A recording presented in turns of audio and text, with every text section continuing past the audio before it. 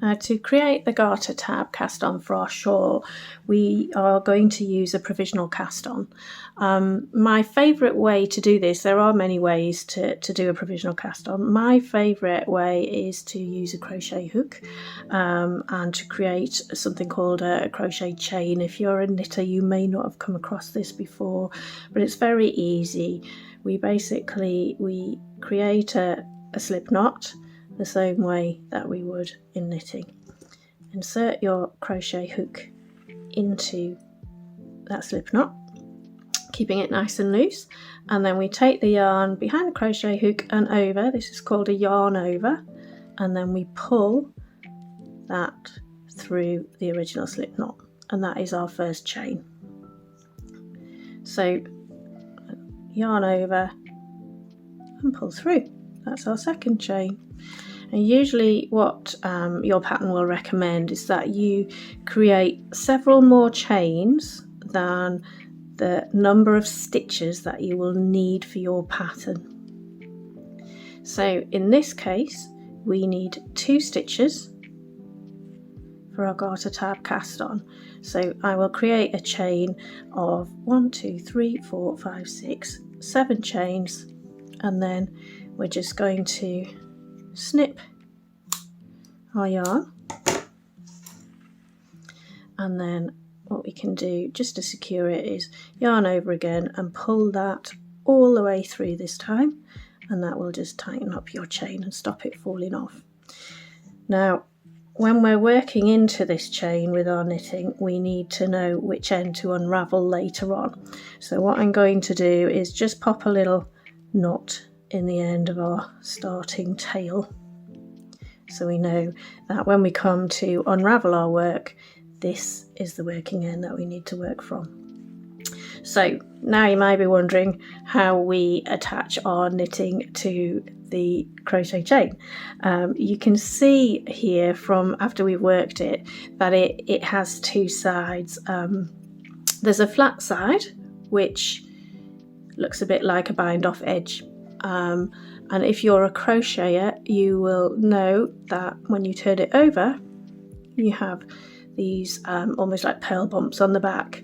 This is called the back bump if you're a crocheter, and we're going to work into these back bumps with our knitting needle to create our stitches.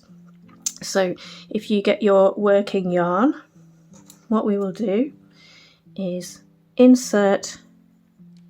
We're going to leave 1 or 2 chains first of all, and then we're going to insert our needle knitwise through one of these back bumps, and then we're going to take our working yarn, we're going to wrap that around the needle,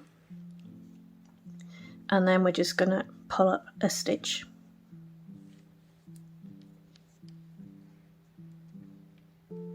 Okay, so that's the first stitch on our needle. Now if we take the tail from our working yarn, hold that out of the way just to secure it. If you're a bit unsure about this coming loose, you can tie it to the tail of your provisional cast on if that will give you a bit more confidence. Generally by the time you've worked 2 or 3 stitches, it should be okay and it should secure itself. So we're going to create our next stitch. We're going to insert our needle knitwise through that back bump of our crochet chain, wrap the yarn around the needle and pull up a stitch. There we go. So we now have 2 stitches on our needle, and what we will do is when we come back to undo this crochet chain, we can just undo the first stitch, and then when we pull on the edge, you can see those crochet chains will just pop open, and then once we have a piece of work here, this will all unravel and we'll have our working stitches on the needle. So that's one way to work the provisional cast on. Let me show you a second way. So we start again with a slip knot and our crochet hook, and we'll work a couple of chain stitches as we did before. So we yarn over and then we pull that hook through the chain, yarn over, pull the hook through the chain. Now what we're going to do this time, it's slightly different and maybe easier for you, is to work the stitches directly onto the knitting needle. So what you would do is take your crochet hook and your needle, place the needle between the crochet hook and the yarn. Then you're going to yarn over again and then pull that through the chain. So you can see it's very similar as before, it's just that you've involved the needle as part of the chain rather than having to work the needle into the back bumps as we did before. And then to get another chain and another stitch onto the needle, we're going to take our yarn and place it between the needle and the crochet hook. Bring that back around so the yarn is to the left of the knitted needle. Take our crochet hook, yarn over, so you can see the yarn is wrapped around the needle, and then we've yarned over with our crochet hook and we're just going to take that through at the loop on our hook, and we now have 2 stitches on our needle. Let me show you that again. So we're going to take our yarn between the needle and the crochet hook. We're going to yarn over the crochet hook and then we're going to pull that through the loop on the hook, and we now have 3 stitches on our needle.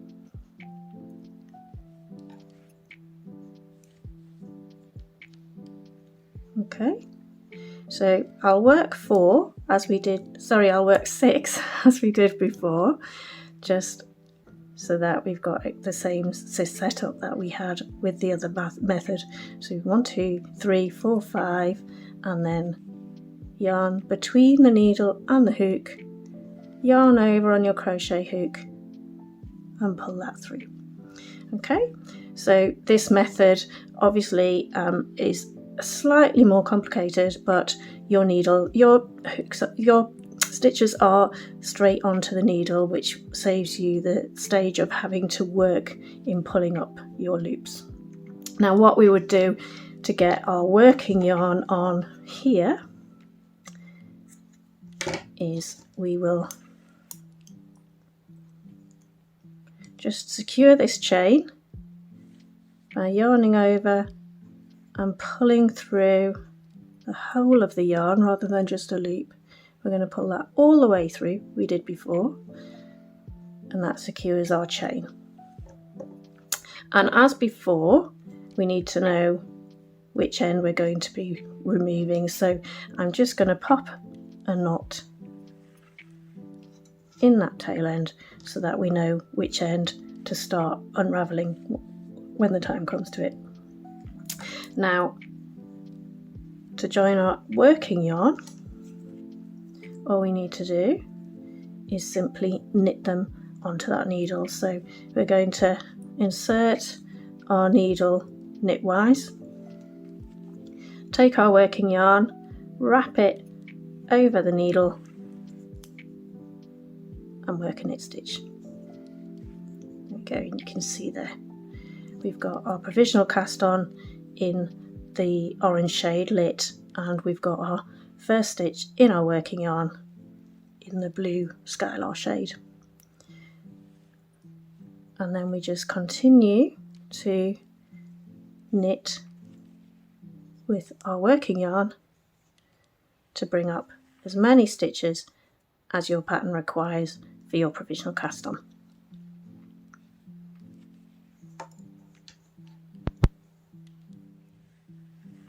Okay, so we have our provisional cast on in our scrap yarn here.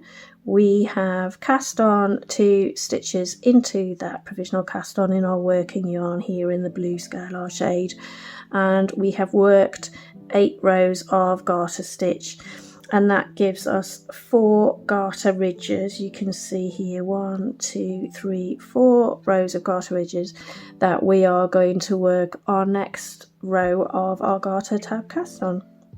So the way that we do that is to rotate our work through 90 degrees, and then we're going to pick up 1 stitch for each of these 4 garter rows. So the way that we do that is to take our needle and insert it knitwise from the front to the back, wrap the yarn around our needle, and then sometimes it can be a bit fiddly. I find it sometimes it's easier to help to pull that off by hand, certainly that first stitch. And you can see now we've got our 2 original stitches and our 3rd stitch, which has been knitted into that garter ridge. So we're just going to work our way down along this side of the garter tab here. So we'll do exactly the same thing in the next garter ridge. We insert our needle under the loop of that ridge, knitwise, wrap our yarn around the needle, and then pull up a new stitch. So now we have 4 stitches on the needle. So 2 more stitches to pick up from these 2 garter ridges here. Insert our needle,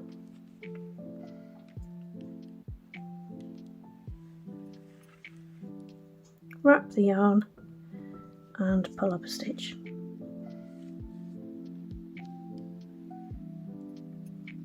It's important that you have worked your garter stitches quite loosely, because when we are working our needle under this garter ridge here, we need to have enough space for the stitch to stretch far enough for us to insert our needle into it so that we can pick up that stitch. Okay, so that is 4 stitches worked down the side of our garter tab, and you can see now we've got our 2 original stitches that we worked in the garter stitch, and then 1, 2, 3, 4 stitches that we've worked down the side.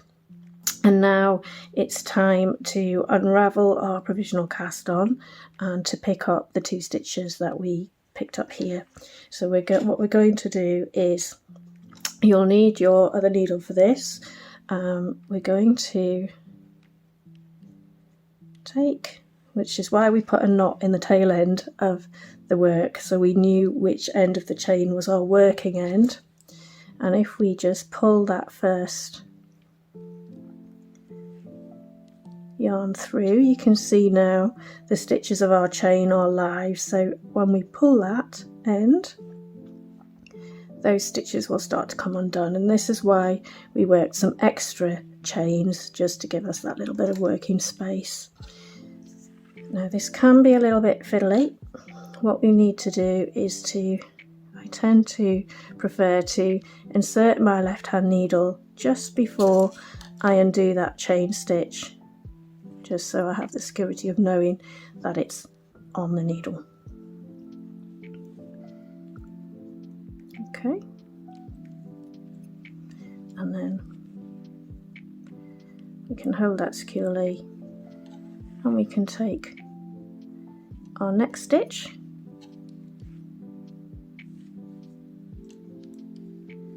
and then we can unravel our scrap yarn through there. Take that out of the way, and we have those 2 final stitches from our garter tab,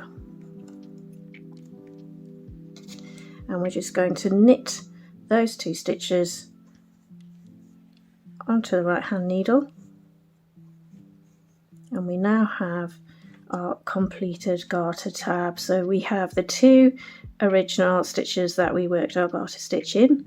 We have 1, 2, 3, 4 stitches that we worked down the side of our garter tab. These are the garter ridges that we picked up, and then we have the 2 stitches that we've just taken off from our provisional cast on chain. So now you have the correct number of stitches on your needle. You can carry on with your shawl pattern. Okay, I hope that helped, and we'd love to know what else you would like to learn. So do let us know in the comments below, and we hope to see you again soon. Bye bye.